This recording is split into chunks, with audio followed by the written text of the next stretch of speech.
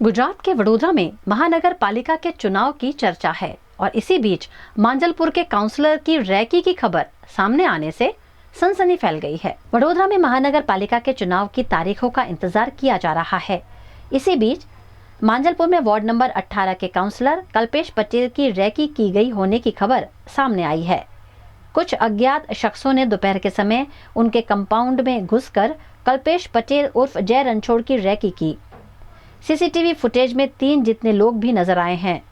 ये लोग हत्या या लूट के इरादे से या फिर किसी और इरादे से आए होने के आरोप लगाते हुए कल्पेश पटेल ने मांजलपुर पुलिस स्टेशन में शिकायत दर्ज कराई है। આજે લગભગ 2:15 થી 2:30 વાગ્યાની વચ્ચે લગભગ 2 ગાડી, એક ફોર્ચ્યુનર અને એક ટેક્સી ગાડી, એવી રીતે 2 ગાડીની અંદર ઘસી આવી હતી અને મારા ઘરની અંદર ગૃહ પ્રવેશ કરીને લગભગ 3 વ્યક્તિ અજાણ્યા શખ્સો દેખાઈ છે સીસીટીવી ફૂટેજમાં। એ કયા ઈરાદે આવ્યા હતા, લગભગ એમના ચહેરા જોતા એવું ચોક્કસ લાગે છે કે લૂંટના ઈરાદે આવ્યા હોય એવું લાગે છે, પણ પોલીસમાં અરજી આપી છે। હવે આગળ પોલીસ તપાસનો વિષય છે કે આગળ શું તપાસ થઈને શું આગળ બહાર આવે છે।